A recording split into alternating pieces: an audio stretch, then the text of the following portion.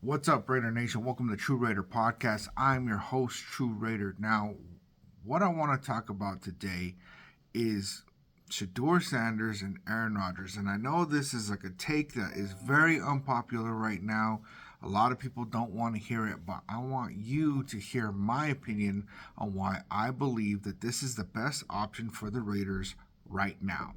Now, just because I believe this is the best option for the Raiders right now doesn't mean that there's not a better option that could be made, if we go a different direction, right? But right now, in this moment, if we want to secure a quarterback, if we're looking to draft one and we're looking to have a bridge quarterback, I really think that this is our best option, right? And the reasons why I think that the other options don't really work out, and I'll go over it very briefly, is Sam Darnold is looking for a very large contract, and he's going to want multiple years, maybe 3 or 4 years, probably guaranteed. And I don't think that that's really a good option for us right now. I don't think that Sam Darnold has really proven himself quite enough, and it's actually probably in Sam Darnold's best interest if he goes ahead and plays on the Vikings under the franchise tag. That way he has another prove-it year that he can show other teams like, look, I am really that guy, and this wasn't a fluke season, right? Because right now we're looking at what's possibly a fluke season for Sam Darnold, and I don't really think that that's enough evidence for the Raiders to say this is our guy and we're going to go that route. Now, he did pass for 4,300 yards, 35 touchdowns, and I would not be mad if we went that route, but I don't know if it's our best option right now. Another one is Matthew Stafford. Matthew Stafford, it's come out that the Rams said that he can go ahead and his agent can start talking to teams about a potential trade. But if you look at Matthew Stafford trade, they're going to want, at worst, a second-round pick. And I don't know how I feel about giving up a second-round pick right now for Matthew Stafford, who's 37 years old. He is playing at a very high level still, and I would be happy to have him on the team. I just don't know about trade compensation plus paying him.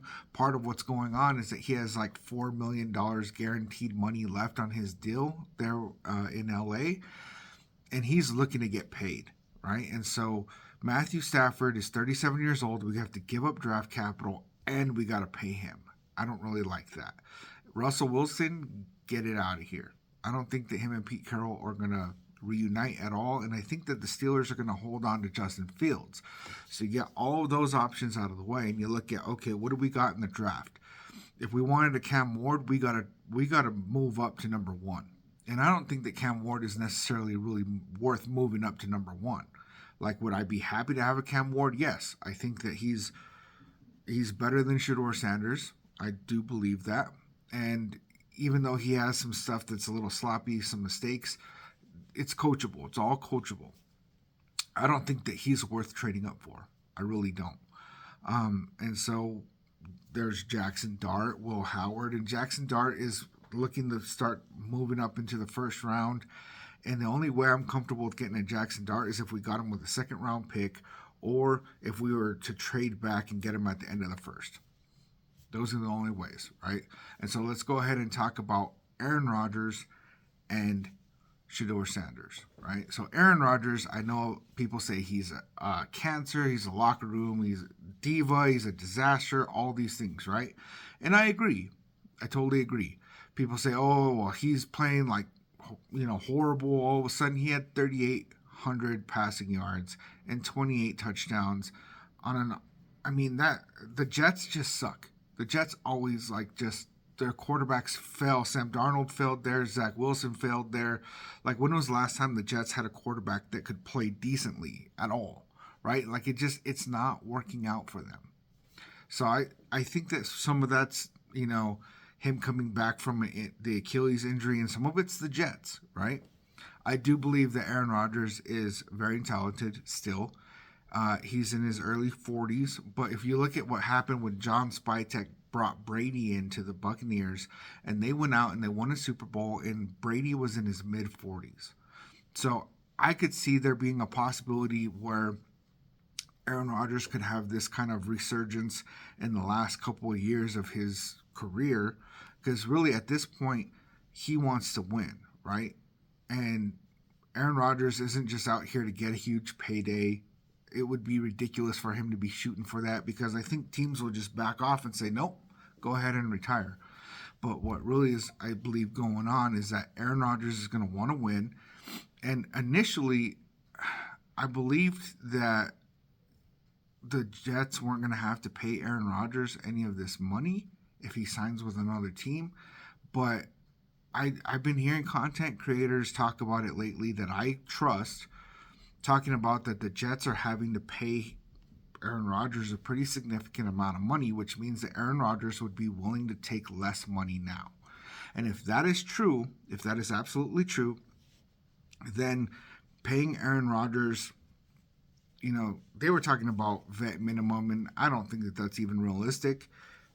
But if you can get him between, 10 to 30 million, yes, I would sign up for that, right? Because Aaron Rodgers is not going to be looking at a long-term deal. Aaron Rodgers is probably going to be looking at a 1-year prove-it with a second-year team option, or maybe a 2-year deal, right, with a third-year team option, which both of those are things I'm totally willing to sign up for, right? Because I think that you could build in incentives, right? I think that you could build in an incentive to where the first year, since the Jets are still paying him, you could make it to where it's like, almost no cap hit. And then if you get us to the playoffs, then your second year, that's where you start getting paid, right?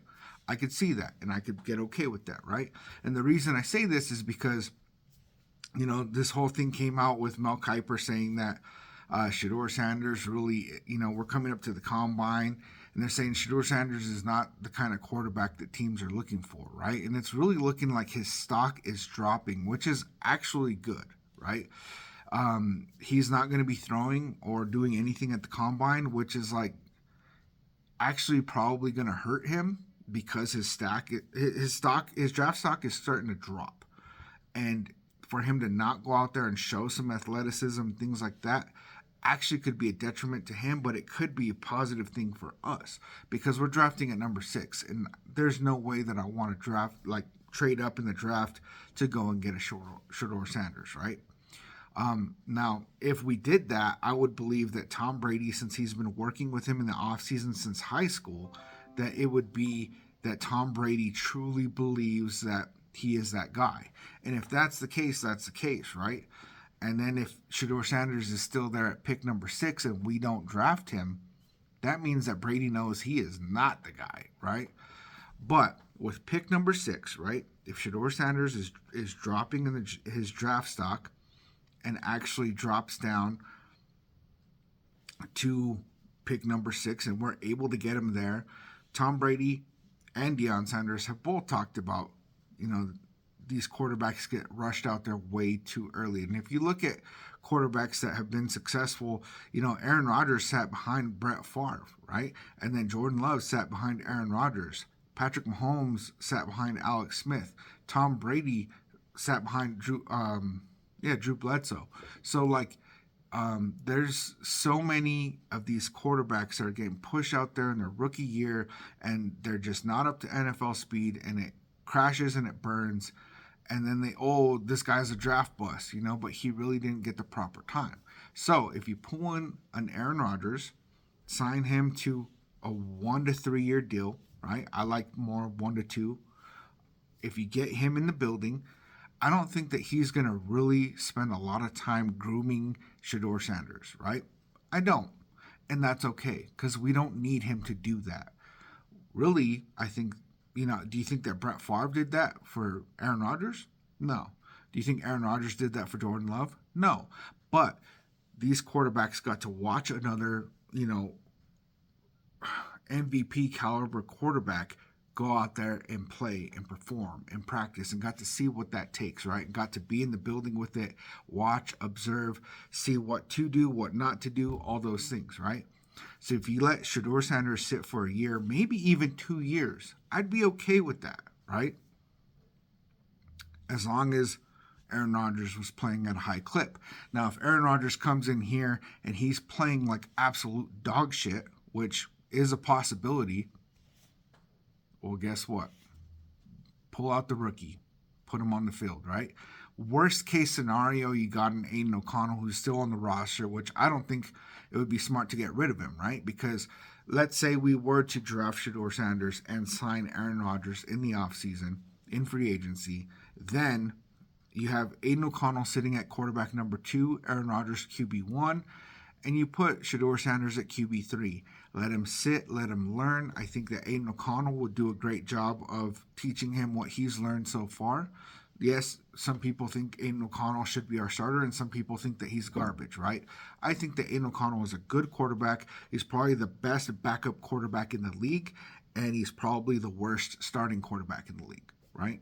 And that's just what it is. I like Aiden O'Connell, and I think that he has a lot of good things to offer. And I think one of the best things that Aiden O'Connell could offer is helping to groom our next quarterback. I really, really do. You know, he's learned a lot. He absorbs so much information, and I really believe that he is a guy that is good for certain things. I don't think that he should be our starter, and this is my take. You know, I've been looking at a lot of information. I've been sitting on it. I haven't been putting out a lot of content because it's difficult to really figure out what to talk about, right? And so I've just been doing some studying, I've been doing some reflecting, and what it comes down to is that right now, if we're looking to get a quarterback right now, right? If we're not looking at next year's draft and things like that, then this is our best option. Now, I do see a world where the Raiders want to sign a Sam Darnold or a Matthew Stafford and put it off for a couple years, right? But if we're looking to draft a rookie quarterback right now, I really believe I've watched a whole lot of tape on this kid. Shedeur Sanders is a guy that I think that's going to perform very well in the NFL. I don't think that he's going to be a top 5 quarterback ever, but I don't think we need him to be that. If you look at Jalen Hurts, he's nowhere near that, and he just won a Super Bowl, right? We need somebody who's not going to make big mistakes, who's going to be able to run the scheme that we're trying to run.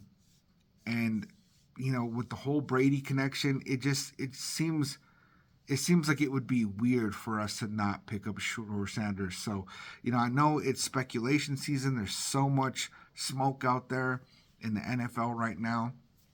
But this is my take, and I'm standing by it. Like always, I love you, Raider Nation. I'll catch you on the next one.